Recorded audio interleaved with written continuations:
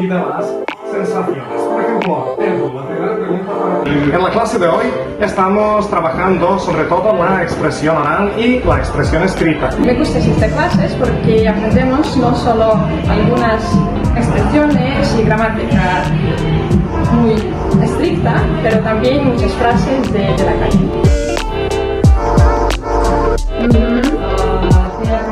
Estamos hoy pues un poquito practicando lo que han hecho los estudiantes durante la semana, localizar los lugares que les gustaba más, describir, ¿no?, sus gustos de estos diferentes lugares que han escogido en el barrio gótico.